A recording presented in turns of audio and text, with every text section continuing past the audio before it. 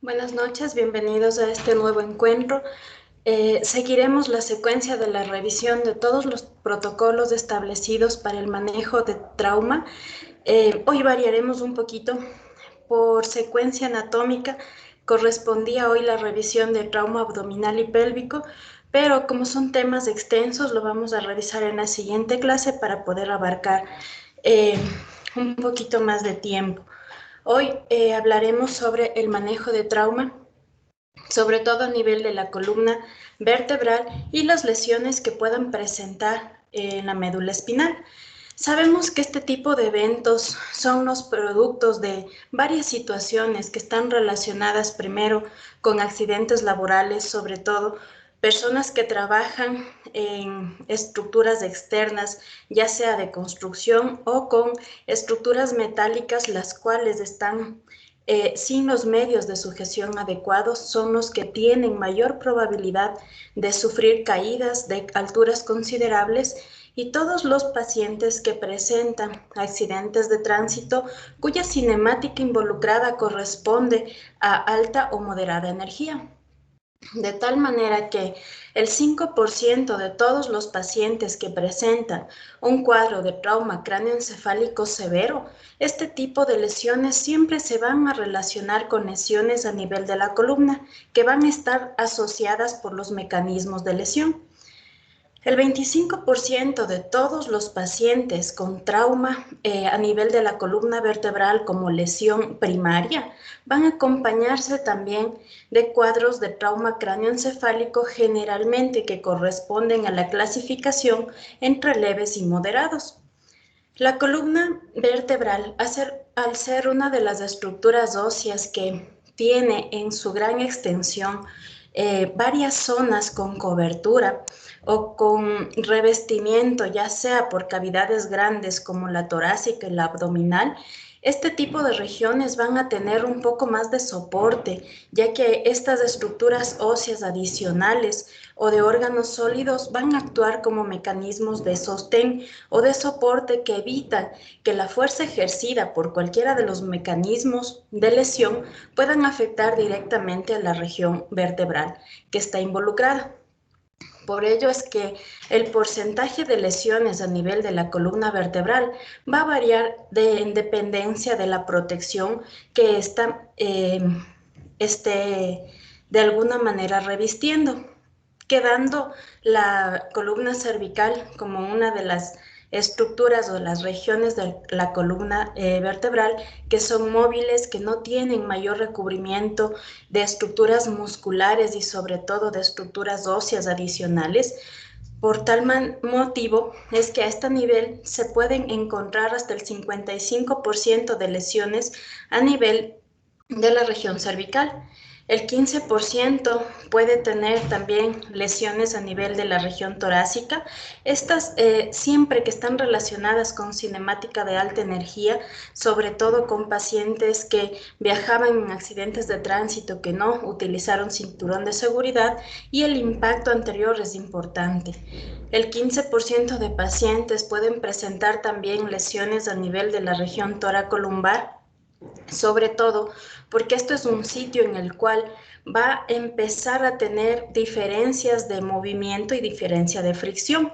La columna torácica puede estar sujeta en los pacientes que generalmente sufren un accidente de tránsito por medio del cinturón, pero la región lumbar es la que se puede movilizar, porque depende si este cinturón de seguridad es de 2 puntos o de 3 puntos, y de ahí la diferencia en la sujeción.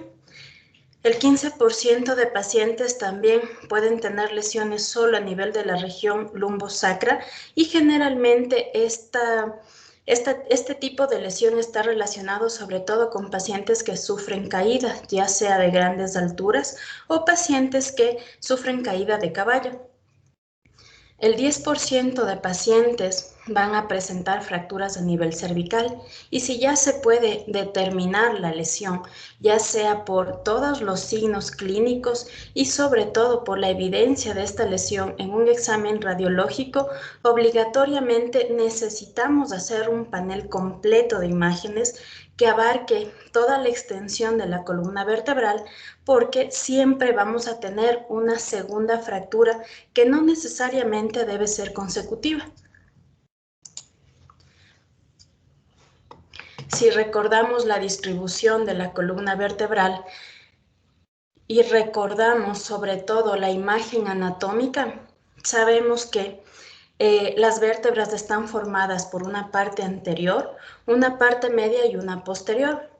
La parte anterior es la que está o la que corresponde al cuerpo vertebral y esta zona es la que va a actuar como fijación y es la que empieza a recibir todo el peso, ya sea del cuerpo o de cualquier fuerza externa que esté llegando con diferentes mecanismos de lesión, ya sea con velocidad, ya sea con sujeción, hacia este nivel. Luego del cuerpo tenemos la parte media, en la cual las láminas se van a fusionar y se fusionan para formar el canal medular. Y este canal es el que abarca o envuelve a la médula espinal y va a tener varias diferencias anatómicas, sobre todo de la parte ascendente a la descendente. Y estas variaciones están en relación a la estrechez del canal. Mientras más alta se encuentre el agujero para la médula espinal, este va a ser más amplio y va a ir disminuyendo de espesor hacia la parte más distal, terminando a nivel de la región lumbar. Y en la parte posterior tenemos las apófisis espinosas, que son las estructuras que son las responsables sobre todo de los movimientos de flexión y de extensión de la columna, porque aquí se encuentra la mayor cantidad de medios de fijación, sobre todo los ligamentos, que permite que el organismo tenga cierta libertad en la realización de movimientos necesarios a medida que va efectuando sus funciones cotidianas. Para poder establecer una lesión a nivel de la columna vertebral o de la médula espinal, necesitamos ir buscando los mecanismos de lesión y estos pueden ser primarios o secundarios. Los primarios son todos los mecanismos que están relacionados directamente con el daño mecánico inicial. Y pueden darse primero por deformación local de la estructura ósea o también pueden ser la consecuencia de una transformación completa de energía que ocurre a nivel de la médula espinal en el momento de la lesión. Este tipo de lesiones que son causadas por un mecanismo primario van a ser irreversibles, mientras que todas las lesiones que son producidas por un mecanismo secundario en el cual todos estos eventos van a ocurrir después del evento traumático inicial, lo que van a conducir es a una destrucción tisular que puede presentarse durante las primeras horas de la lesión, los siguientes días, incluso las semanas posteriores. Y dentro de estos procesos se destacan primero los procesos de isquemia que son secundarios, sobre todo al edema a nivel de la lesión medular, degeneración axonal, disfunciones vasculares, y estas lesiones se caracterizan o se describen como prevenibles o reversibles, ya que al ser producto del mecanismo secundario se pudieron haber evitado, determinando los signos iniciales que orienten a un diagnóstico preciso y sobre todo estableciendo el protocolo de actuación terapéutica adecuado en cada uno de los casos. Para empezar la valoración de todos los pacientes con trauma a nivel de la columna vertebral, vamos a ir estableciendo ciertos términos que nos van a ayudar a la clasificación de las lesiones. Y para empezar revisando el examen sensorial, vamos a recordar lo que es un dermatoma. Y esta es un área de la piel que va a estar inervada por axones sensoriales dentro de un segmento de la raíz nerviosa. Por lo tanto, el nivel sensorial va a ser el dermatoma más distal con función sensorial normal. Y este establecimiento tanto del dermatoma como del nivel sensorial clínicamente nos va a orientar hacia determinar la localización de la lesión. Como ustedes evidencian en la imagen, tenemos varios dermatomas que nos van a llevar a determinar el nivel sensorial del paciente. Y esto es muy práctico porque ustedes pueden tener esta imagen en cualquiera de sus dispositivos o aplicaciones de celular. Siguiendo con la evaluación del examen sensorial, vamos a revisar lo que es un miotoma. Y este es un sitio o un grupo muscular en el cual cada nervio periférico va a empezar a tener una inervación diferente o una inervación conjunta, de tal manera de que cada músculo va a tener una o más raíces nerviosas. Los grupos musculares más representativos van a tener un nervio específico periférico. Los miotomas o los grupos musculares generalmente son los que ejercen la fuerza para todas las actividades cotidianas, y esta escala de fuerza se va a determinar mediante una puntuación que ustedes pueden evidenciar en la tabla. Este puntaje siempre va a ir desde el nivel 0 hasta el nivel 5, y en el nivel 0 totalmente el paciente va a tener una parálisis total, ya sea de un grupo muscular afectado o de un hemicuerpo completo. Si estamos hablando de una puntuación 1, el paciente va a tener una contracción que puede ser o palpable o visible. Palpable cuando generalmente revisamos el área anatómica y se puede detectar la contracción muscular, y visible cuando generalmente se hace la contracción y uno puede evidenciarlo en el examen físico. En el estadio 2, este paciente va a tener un rango completo de movimiento, pero con un estado de gravedad eliminada, es decir, comienza a tener movimiento sin lograr levantar la extremidad o el grupo muscular.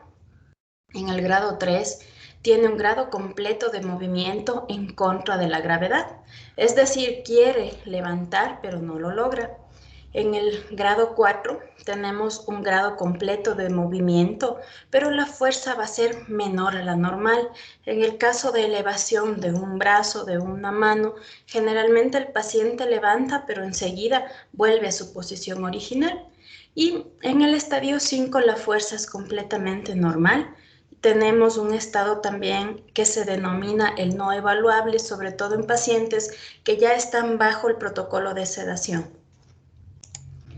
Los miotomas, como revisábamos, son grupos musculares inervados por un determinado nervio, y dentro de los más representativos o de significación clínica tenemos sobre todo el miotoma C4, en el cual buscamos valorar la elevación de la escápula. El C5 a nivel del deltoides medio, C6 cuando empieza a movilizar o a contraer el bíceps, C7 a nivel del tríceps, C8 los flexores de los dedos, T1 son los interóseos y los lumbricales, el L2 flexores de la cadera, L3 extensores de la rodilla, L4 dorsiflexores del tobillo, L5 dorsiflexión de la falange distal del dedo gordo, S1 eversores del tobillo y S1, S2 flexores plantares del tobillo. Por eso se recomienda que dentro de la evaluación secundaria, donde dentro de sus etapas tenemos la revisión completa de cabeza a pies, empecemos a determinar los movimientos, ya sea de extremidades superiores, inferiores y sobre todo de grupos musculares, para empezar a determinar los sitios anatómicos de lesión que vamos a empezar a buscar cuando seleccionemos el tipo de imagen que vamos a pedir.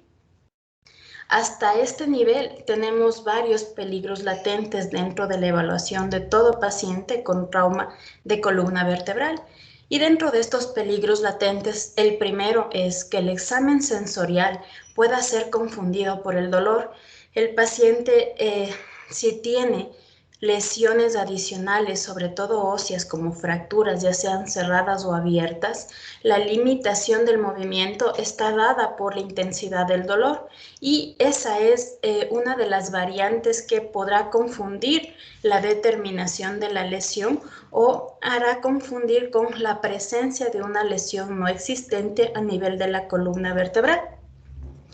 A veces los pacientes observan la exploración, lo que puede alterar los hallazgos. Si el paciente está completamente despierto y consciente, pero tiene zonas muy dolorosas, va a limitarse a ejercer los movimientos que exacerben su dolor.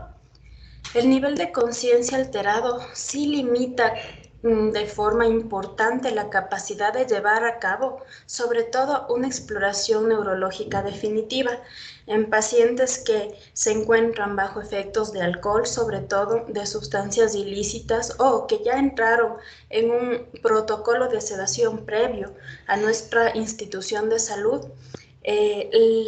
La valoración del estado de conciencia comienza a ser algo incierto. Todos los pacientes con lesión a nivel de la columna vertebral pueden presentar dos escenarios completamente diferentes. El uno puede ser los que correspondan a un shock neurogénico o pacientes que estén cursando estados de shock espinal. ¿Cuál es la diferencia entre uno y otro estado? Si vamos a hablar de un shock neurogénico, primero debemos saber que este tipo de lesiones o cuadros van a tener alteración a nivel de las vías simpáticas, estas a nivel descendente en la médula espinal, y la lesión que vamos a encontrar va a estar ubicada a nivel cervical o torácico alto. Sobre todo los pacientes empiezan a experimentar una pérdida del tono vasomotor que se traduce en una vasodilatación visceral y de forma importante una vasodilatación en los vasos de los miembros inferiores. Esto nos lleva a un proceso fisiológico denominado un estancamiento sanguíneo. Si tenemos un estancamiento venoso a nivel de los miembros inferiores, lo que va a estar afectada va a ser la precarga, porque disminuye el retorno venoso, esto disminuye el gasto cardíaco y finalmente el paciente va a entrar en un cuadro de hipotensión. Puede darse también un choque neurogénico por pérdida de la inervación simpática del corazón y el paciente puede presentar episodios de bradicardia o de taquicardia, la cual va a ser leve. No va a llegar a desarrollar una taquicardia supraventricular. Este tipo de cuadros completamente son infrecuentes en lesiones inferiores a T6 y como su alteración inicial es la pérdida simpática, estos pacientes van a responder de forma muy pobre a la reanimación hídrica, ya que la precarga no depende de líquidos, sino más bien de revertir la vasodilatación. Por ello es que dentro de la reanimación con cristaloides, lo que se utiliza es la administración de mini bolos dependiendo de cómo va variando la hemodinamia del paciente para valorar de forma temprana la utilización de vasopresores. Si el paciente ya presenta episodios de bradicardia, se puede utilizar la atropina según el protocolo hasta ir revirtiendo este tipo de efecto. Si vamos a hablar del choque espinal, aquí el paciente va a tener una connotación clínica diferente. Lo que más llama la atención va a ser la flacidez, la pérdida completa del tono muscular y la pérdida de los reflejos después de la lesión medular. Su duración es completamente variable porque dependerá si la lesión es completa o incompleta.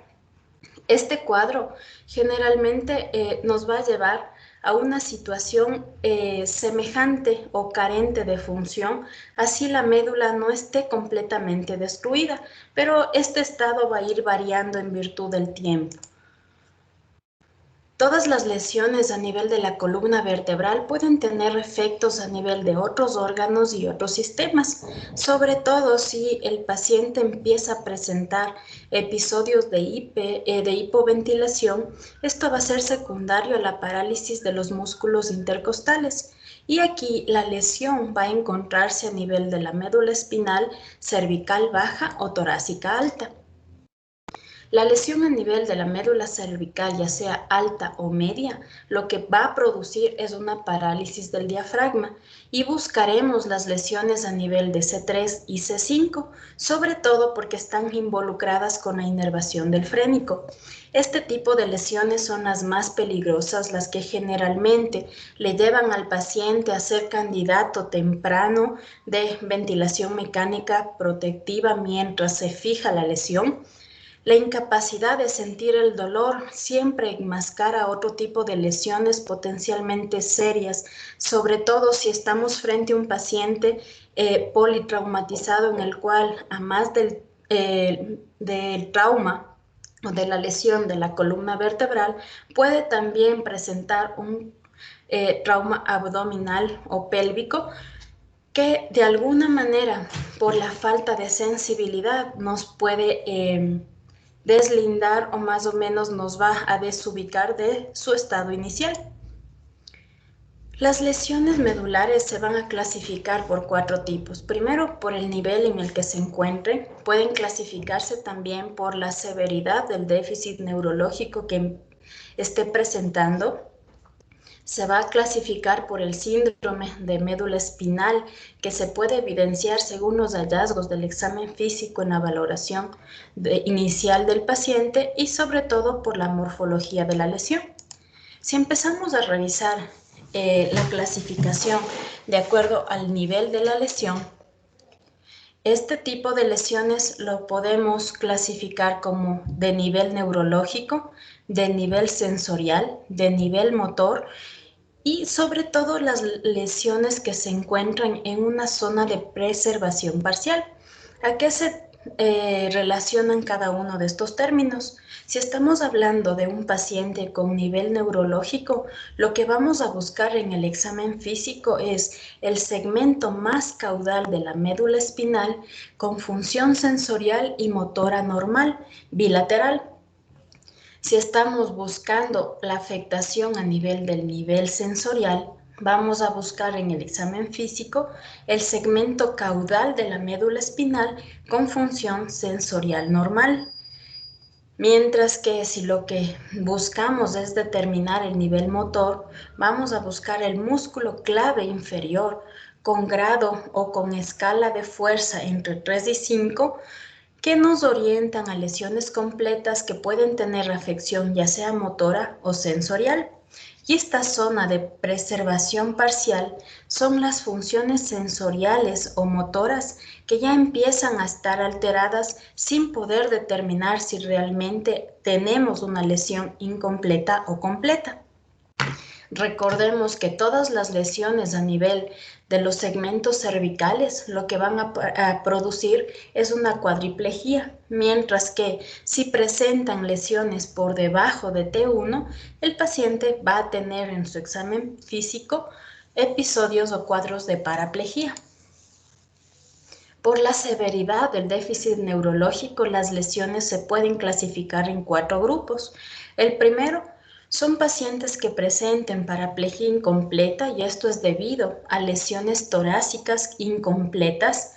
Pueden presentar también paraplegia completa cuando la lesión torácica es completa, cuadriplejía incompleta cuando la lesión está a nivel cervical y esta es incompleta, y cuadriplejía completa cuando la lesión cervical es completa y establecida. Dentro de los síndromes medulares tenemos los que generalmente se encuentran dentro de la valoración clínica inicial y los más frecuentes es el síndrome medular central. Este síndrome se caracteriza por encontrar una pérdida del poder motor, sobre todo a nivel de las extremidades superiores, que está completamente desproporcionado con la fuerza y la motricidad de los miembros inferiores. Y este paciente va a tener grados variables o de intermitencia de pérdida sensorial a cualquier nivel adicional. El síndrome medular central va a ser un síndrome que es consecuencia de mecanismos de lesión que están relacionados con procesos de hiperextensión, sobre todo en pacientes que tienen antecedentes de estenosis del canal cervical, pero esto ya anterior al evento o al trauma. Esta estenosis puede darse por la presencia de osteoartríticos degenerativos, sobre todo en pacientes que ya tienen afectaciones importantes, en pacientes que sufren caída hacia adelante y el impacto facial es importante.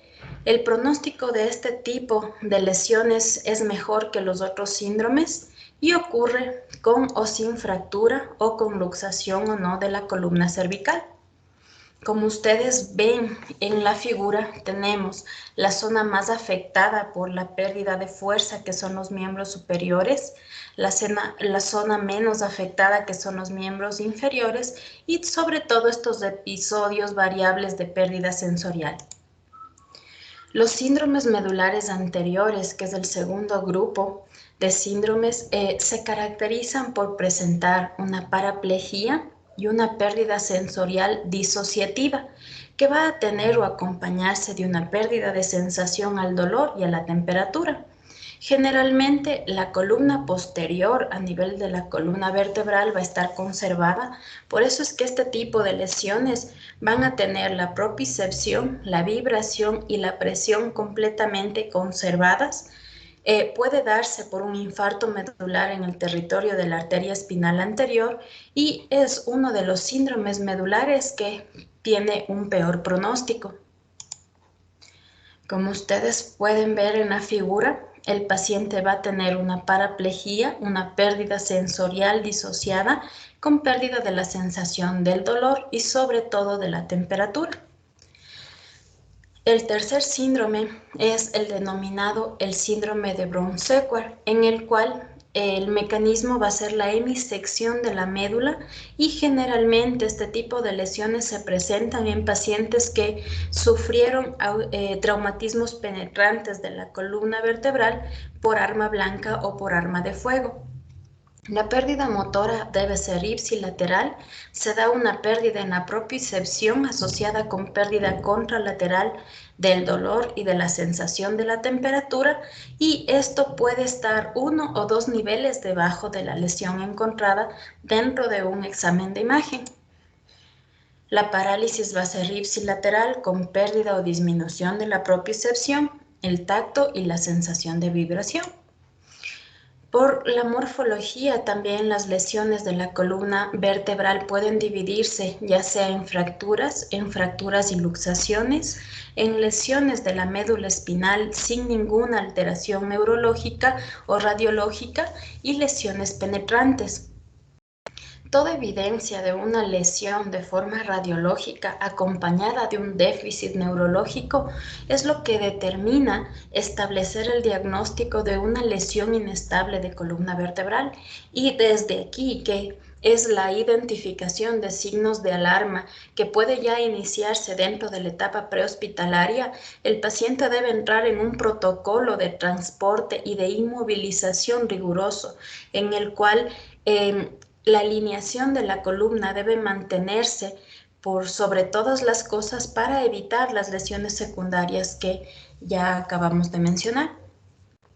Dentro de los tipos específicos de las lesiones de la columna cervical vamos a tener varios mecanismos de acción, y dentro de los más importantes son todas las lesiones de la columna cervical que están producidas por mecanismos de flexión, de sobrecarga axial, sobre todo cuando los pacientes reciben un impacto con un peso considerable sobre la cabeza, con mecanismos de extensión exagerada, con distracción, con flexión lateral y con movimientos de rotación.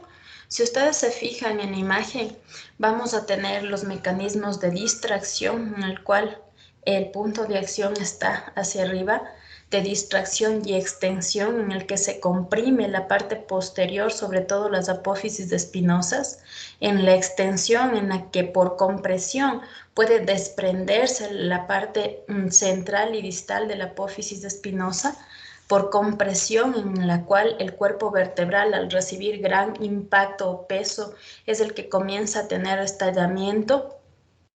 Por flexión podemos tener una anterolistesis y por distracción o flexión podemos también afectar la parte anterior de los cuerpos vertebrales. Las lesiones más representativas van a ir determinando las condiciones clínicas. La luxación atlanto-occipital es una de las afecciones que generalmente se presentan en pacientes que han sufrido un traumatismo grave o de alta energía, en el cual el mecanismo de lesión involucrado fue de flexión y de distracción. Completamente este tipo de lesiones nos pueden llevar a una destrucción del tallo cerebral y de un proceso de apnea. Por eso es que en este tipo de lesiones el paciente tiene una alta probabilidad de fallecer en el evento de la lesión o en los minutos subsiguientes, a veces sin darle tiempo para llegar a una institución de salud, así ésta esté muy cercana. Va a dejar como consecuencia una alteración neurológica que va a ser muy importante dentro de este tipo de lesiones. Lo que se denomina es el síndrome de sacudida del bebé, que generalmente le llega al fallecimiento del recién nacido, sobre todo cuando la fuerza en la sacudida es importante. Para establecer este tipo de lesiones, ustedes deben recordar que la técnica para realizar o para solicitar un examen de imagen va a ser la RX lateral de columna cervical, sobre todo con la técnica que se denomina el índice de Power, que es la que nos va a determinar sobre todo esta luxación atlanto-occipital. Siguiendo avanzando dentro de las estructuras anatómicas, vamos a revisar las fracturas del atlas, que es el 5% de todas las fracturas cervicales. El 40% de este tipo de lesiones siempre van a estar asociadas con afectación del axis. Puede presentar fracturas por estallido y este tipo de fracturas se le denomina la fractura de Jefferson. Generalmente son lesiones que son producto de una sobrecarga axial importante, cuando gran peso cae sobre la cabeza del individuo o cuando el paciente cae de cabeza sobre una superficie completamente rígida a una altura considerable. Podemos tener la ruptura ya sea del anillo anterior o posterior de C1 y sobre todo el desplazamiento de las masas laterales es lo que vamos a buscar en el examen de imagen. La técnica que se va a utilizar para la determinación de este tipo de lesión va a ser una RX que debe ser con la boca abierta para llegar hacia el nivel anatómico correspondiente al que se desea valorar, y si los datos no son lo suficientes para poder establecer y hay una sospecha clínica importante, se debe solicitar una tomografía de columna cervical. La subluxación rotatoria de C1 es muy frecuente, sobre todo en niños. Es una alteración que va a ser producto de una rotación persistente de la cabeza. El paciente va a tener un episodio de tortícolis, es decir, comienza a tener una rotación que no podemos regresarlo a su posición normal. Se va a solicitar una RX con proyección de odontoides y se debe tener en cuenta que para la proyección la boca del paciente debe estar abierta. En este tipo de casos debemos inmovilizar la región cervical, colocar un collarín rígido y no reducir o no realizar la rotación de este tipo de lesiones hasta estar seguros de qué tipo de lesión estamos enfrentando. Las fracturas del odontoides representan el 60% de las fracturas de C2. Generalmente se mantienen fijas por el ligamento transverso que se encuentra en esta estructura anatómica. La proyección que se debe pedir para el examen radiológico va a ser una RX AP lateral con la técnica de boca abierta y más del 60% de este tipo de lesiones deben ser complementadas con la realización de una tomografía simple de columna cervical para poder establecer las fracturas del odontoides. Dependiendo de la afectación o del lugar anatómico, podemos clasificarlos en tres tipos. El tipo 1 es cuando la fractura está a nivel de la punta del odontoides. Las fracturas tipo 2 cuando la lesión afecta la base, y las fracturas tipo 3 cuando la lesión está a nivel de la base, pero esta se extiende oblicuamente hacia el cuerpo del axis. Tenemos también fracturas a nivel de los elementos posteriores de C2 y dependiendo de los elementos afectados cambia la denominación. Como son posteriores, generalmente toman la denominación de fractura del ahorcado. El 20% de este tipo de fracturas también presentan fracturas o lesiones a nivel del axis. Generalmente son fracturas que se producen por una extensión forzada de la columna cervical y necesitan una inmovilización externa permanente.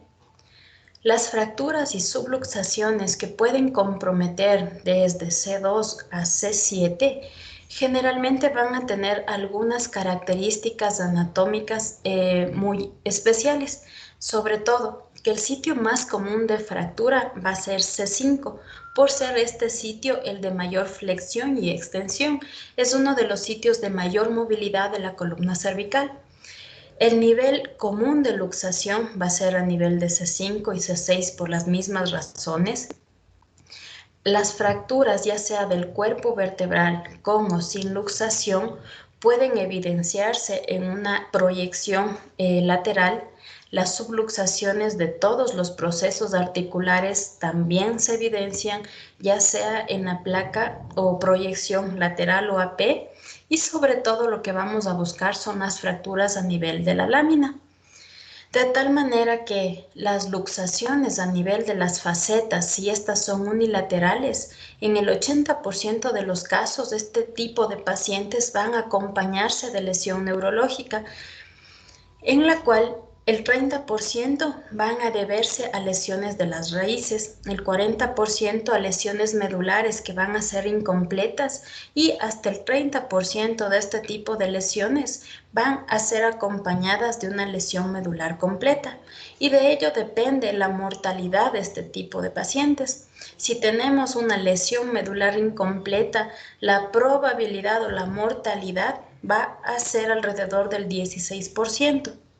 Mientras que si el paciente ya tiene una lesión medular completa, la mortalidad asciende hasta el 84%, dependiendo de todas las lesiones adicionales, sobre todo si son pacientes que recibieron una cinemática de energía alta.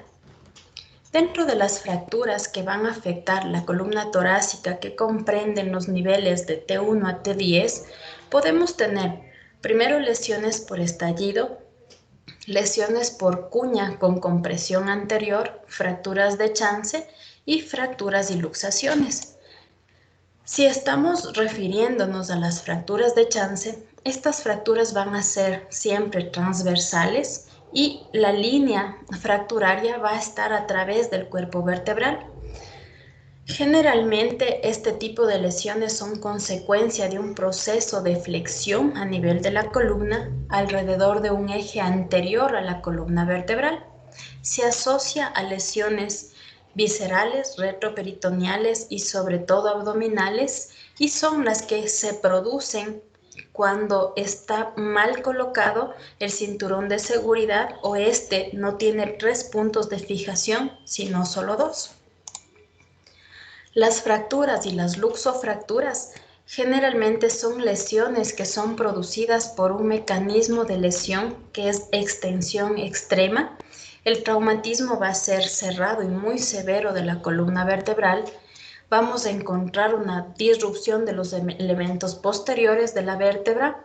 El déficit neurológico de este tipo de pacientes es generalmente completo, ya que el canal medular empieza a ser estrecho a este nivel, Y podemos tener fracturas simples que se consideran como fracturas estables y lo que requieren es un soporte rígido que les garantice la fijación, mientras que si las fracturas son por estallido, estas son consideradas como lesiones inestables y estas ya requieren de una fijación interna o de un proceso quirúrgico para la fijación mediante placas a este nivel.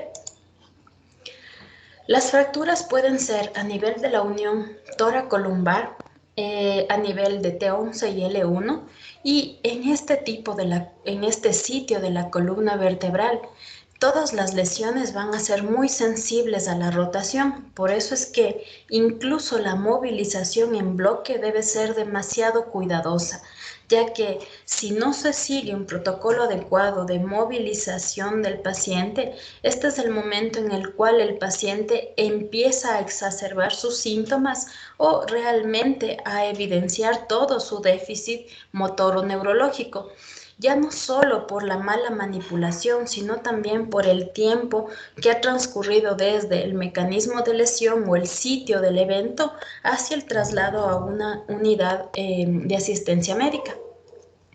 Las fracturas a nivel de la unión toracolumbar generalmente van a dar un estado de inmovilidad de la columna torácica comparada con una columna lumbar que tiene mayor movilidad.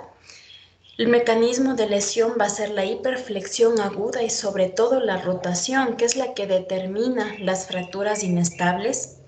El paciente puede haber sufrido caídas de alturas considerables, puede ser lesiones producidas por el mal uso del cinturón de seguridad con transmisión severa de energía. Si la lesión está a nivel de L1, podemos acompañarle a esta lesión de disfunción vesical o intestinal. La valoración de la sensibilidad y la fuerza es la que determina este tipo de diagnósticos, ya que van a estar disminuidos a nivel de las extremidades inferiores. Podemos tener lesiones penetrantes también, y estas son las que se producen por acción de armas de fuego y armas blancas. El déficit neurológico en este tipo de pacientes va a ser completo, ya que la trayectoria de la lesión pasa justo por el canal vertebral, haciendo que ésta se seccione de forma completa. El déficit neurológico completo se puede dar primero por una transferencia de energía que va a estar asociada a un proyectil y este a alta velocidad, que puede pasar cerca de la médula incluso sin atravesarla. Generalmente este tipo de lesiones son considerables como estables o inestables cuando se destruye la porción vertebral. Y esto puede darse sobre todo por estallamiento en utilización de armas de fuego como las carabinas que desprenden los fragmentos y pueden ubicarse y destrozar toda la estructura ósea de la vértebra. Podemos tener, además de las lesiones vertebrales, lesiones adicionales que pueden estar a nivel de las arterias carotidias y sobre todo vertebrales. Y este tipo de lesiones vamos a sospechar cuando tengamos fracturas vertebrales a nivel de C1 y C6, cuando se cuente con fracturas de la columna cervical que también tengan luxación importante, o cuando el paciente presente una fractura que involucre el foramen transverso. De tal manera que el 1/3 de este tipo de lesiones vertebrales se van a acompañar de lesiones vasculares que van a ser contusas a nivel carotidio y vertebral, y a más de la evidencia de fracturas óseas necesitamos verificar las lesiones vasculares mediante las angiotomografías de columna cervical generalmente. Todos los pacientes que sufrieron mecanismos de lesión en los cuales estén involucrados, sobre todo episodios de dolor, necesitan cumplir varios criterios para poder solicitar un examen radiológico. Y dentro de estos criterios, los más importantes va a ser a nivel cervical, que el paciente tenga dolor a nivel de la línea media al realizar el examen de palpación, que empiece a tener un déficit neurológico, ya sea inicial o completo, que tenga alteración del nivel de conciencia, y lo que se va a solicitar es inicialmente una radiografía AP lateral, una proyección que va a completar la odontoides y que debe tener la peculiaridad de que la boca debe estar abierta. En la radiografía simple, en la proyección lateral, lo que buscamos es la evidencia de la base del cráneo, que se pueda verificar las 7 vértebras cervicales y que podamos evidenciar la primera vértebra torácica. Si todas esas estructuras ustedes la pueden evidenciar en la proyección lateral, es una técnica adecuada y es una placa que sirve para valorar la región cervical, sobre todo en las estructuras óseas. Si las estructuras no están muy claras, podemos complementarle con una tracción abajo de los hombros para, sobre todo, determinar la presencia de una luxación cervical baja. Si se visualiza algún déficit en la proyección, también se puede solicitar la proyección del nadador, en la cual nos permite valorar la parte de la cervical baja y, sobre todo, la torácica alta. La proyección de la boca abierta es una técnica que no debe faltar en la determinación de toda la secuencia de radiografías de columna cervical, en la cual va a incluir completamente la visualización del odontoides, inclusive las articulaciones derechas e izquierdas a nivel de C1 y C2. En la proyección AP lo que buscamos es una luxación de la faceta unilateral. Si esto no se puede evidenciar de manera clara, inmediatamente solicitamos la tomografía, que tiene una sensibilidad superior al 97%. Además, las radiografías no son los exámenes gold estándar para determinar estas lesiones. Sin embargo, va a depender de la disponibilidad de cada institución. Siendo la única opción para el diagnóstico, pues tendría que utilizarse si la tomografía no tiene mucha accesibilidad. La secuencia debe ser la radiografía. Si no se muestra signos claros de fractura y la clínica persiste, se debe tomar la tomografía simple, y si estamos sospechando de lesiones de partes blandas, pediremos una resonancia magnética. El collar cervical semirrígido es una de las opciones que nos permiten la fijación de la columna cervical si definitivamente en toda esta secuencia de exámenes radiológicos no hemos establecido lesión, pero el paciente clínicamente aún persiste con molestias, sobre todo con dolor y con impotencia a la rotación y a la flexión y extensión de la región cervical, se va a utilizar en un periodo de 2 a 3 semanas, siempre combinado con analgesia, que va a ayudar a disminuir la molestia, y pueden tener como opción también la utilización de relajantes musculares. La RX de flexión y extensión, sobre todo, nos permite valorar la presencia de la fractura laminar o fracturas por compresión. Si estamos a nivel de la columna torácica y lumbar, lo más importante o como primera línea en el diagnóstico será solicitar una tomografía, ya que este es el medio de diagnóstico que nos permite detectar hasta el 99% de todas las lesiones que se pueden considerar estables, y más aún las lesiones inestables. En la proyección AP, lo que vamos a buscar es el alineamiento vertical de todos los pedículos y, sobre todo, la distancia entre cada una de las vértebras, que nos ayudarán a determinar si estamos frente a fracturas por aplastamiento, que es lo más común. Las fracturas inestables lo que van a causar es el ensanchamiento de la distancia interpedicular. En la proyección lateral vamos a buscar subluxaciones, fracturas por compresión o fracturas de chance, y la tomografía nos permite visualizar todos los fragmentos de los elementos posteriores y si tiene o no compromiso del canal por estallido. Entonces, es una de las técnicas ideales para el diagnóstico de todas las lesiones a nivel torácico lumbar. La clasificación de Asia es una de las clasificaciones que generalmente nos permiten determinar si la lesión es completa o incompleta, y esta tiene 5 grados. Si estamos hablando de grado A, el paciente tendrá una pérdida completa de la función motora y sensitiva debajo del nivel de la lesión. El grado B en este tipo de lesión se va a mantener la sensibilidad debajo del nivel de la lesión. En el grado C se mantiene alguna motilidad debajo del nivel de la lesión, pero el 50% no logra vencer la gravedad. En el grado D, más del 50% de los músculos por debajo del nivel de la lesión pueden vencer la gravedad, y en el grado E, el paciente se encuentra completamente sin lesión neurológica. Todos los pacientes que ya se han determinado mediante la clínica y la evidencia en los exámenes radiológicos de una lesión, ya sea a nivel de la columna vertebral o de la médula espinal, necesitan empezar un protocolo de manejo. Y dentro del protocolo no se olvidan que empezaremos con la secuencia del ABCD. Primero, determinar la estabilidad o la inestabilidad de este paciente e ir actuando dependiendo de lo que vamos encontrando en la revisión primaria.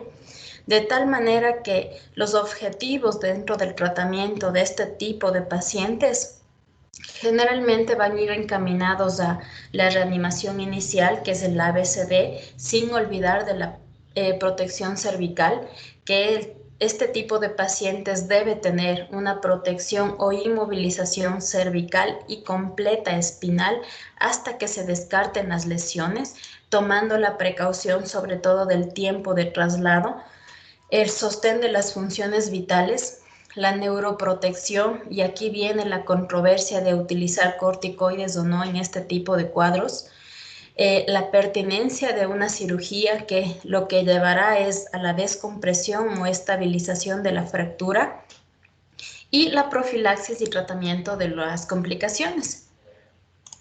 Si estamos hablando de la primera etapa del tratamiento en el cual lo que vamos a buscar es la estabilidad del paciente, lo primero es valorar la vía aérea y la protección cervical.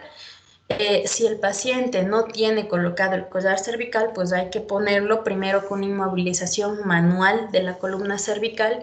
Se coloca el collarín rígido, el paciente debe estar en una tabla espinal. Al valorar B, tenemos varias causas de insuficiencia respiratoria. Sobre todo este tipo de pacientes empiezan a tener debilidad muscular y van a tener una afectación en el proceso expiratorio e inspiratorio. Sobre todo, a medida que va pasando el tiempo, este paciente, si la lesión es importante, va a empezar a desarrollar todas las alteraciones del patrón respiratorio, con utilización de musculatura accesoria, con evidencia de retracciones intercostales, subcostales, supraclaviculares, que son signos de una insuficiencia respiratoria aguda ya severa. La tos en este tipo de pacientes va a ser inefectiva, puede presentar respiraciones sin suspiros, que va a llevarnos a la larga a zonas de atelectasia, procesos de neumonía por la dificultad de eliminación de secreciones, o el paciente puede debutar, dependiendo del nivel de la lesión, con un síndrome de distrés respiratorio agudo, en el cual va a ser candidato tributario de una ventilación mecánica de forma temprana. Al valorar la hemodinamia, lo que vamos a tratar de revertir es la hipotensión y la hipovolemia. Los procesos de lesión medular o de columna cervical generalmente no están involucrados con procesos de pérdidas importantes de volemia, pero sí tienen hipotensión de forma frecuente. Como veíamos, este es un episodio secundario a la vasodilatación por pérdida o afectación simpática, en la cual generalmente esta inestabilidad no va a responder a cristaloides de forma adecuada.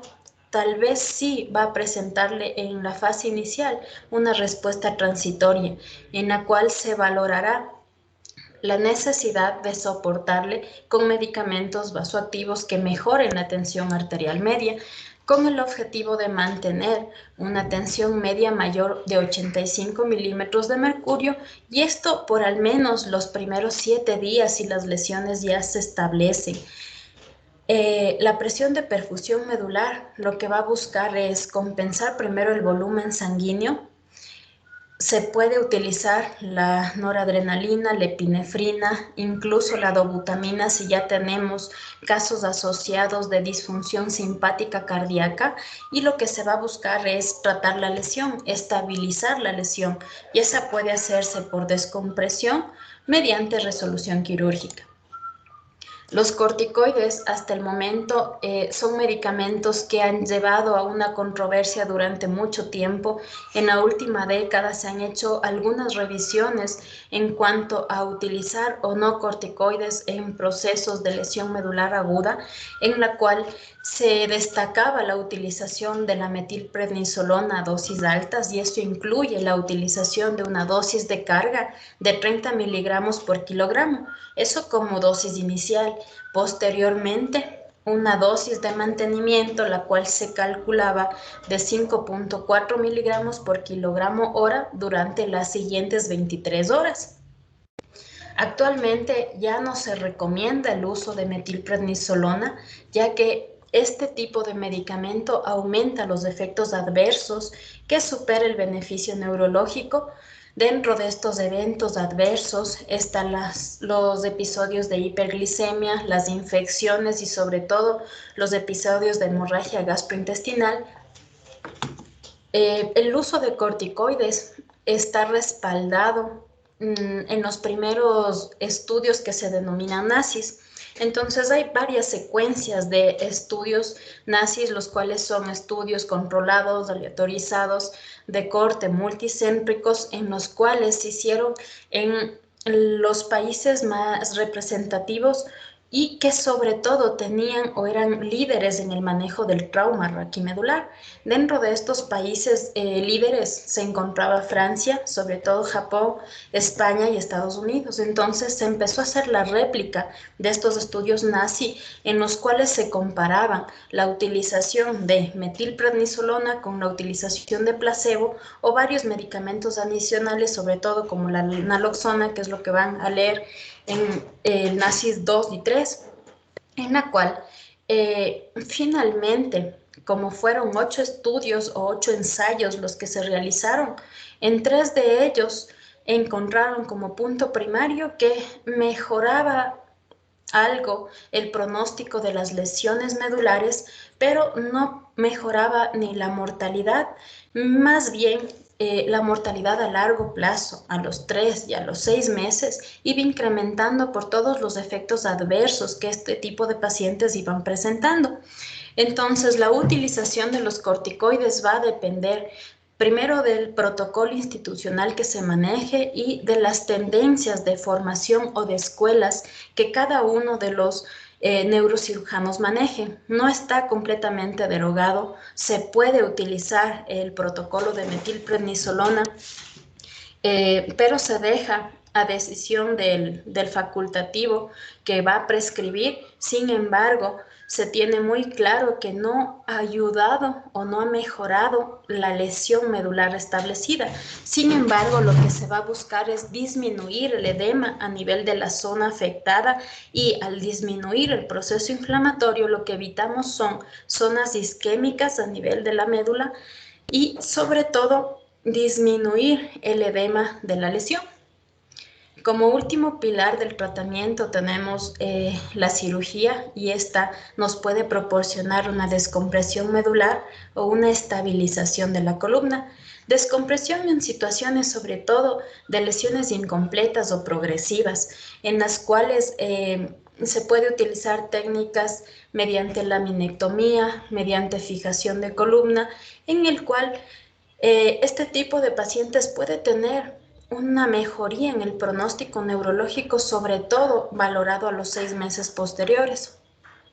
La evacuación está dirigida a retirar hematomas epidurales, que generalmente sí pueden darse hematomas intrarraquídeos extramedulares, y la fijación en toda lesión que tenga inestabilidad raquídea. Este tipo de tratamiento debe hacerse de forma precoz, ya que de ello depende el pronóstico del paciente, la determinación de secuelas neurológicas. Por ello es que si a nivel de la atención primaria tienen clínica de lesión medular, El siguiente paso será garantizar el transporte seguro, la inmovilización adecuada y la referencia inmediata a una institución de mayor complejidad, que cuenten con todas las medidas necesarias para dar un soporte adecuado y disminuir la mortalidad y sobre todo garantizar la menor secuela neurológica de cada uno de estos pacientes. La tromboprofilaxis es parte del tratamiento que no debemos olvidar, sobre todo que este tipo de medicamentos debemos iniciarlo dentro de las primeras 72 horas de haber presentado la lesión. No se recomienda el uso de profilaxis mecánicas de forma sola. Sí vamos a utilizar la profilaxis con heparina de bajo peso molecular o heparina no fraccionada en cuanto el sangrado de la lesión esté controlado, ya sea después de la cirugía, si necesito estabilización quirúrgica o si de pronto este paciente tiene lesiones asociadas, sobre todo abdominales o pélvicas, y que éstas ya estén completamente controladas. Hasta ahí hemos revisado de manera rápida todo lo indispensable en relación al manejo del trauma de columna vertebral y sobre todo de lesión medular. Es el tiempo en el cual ustedes pueden despejar todas sus dudas. Escucho sus preguntas.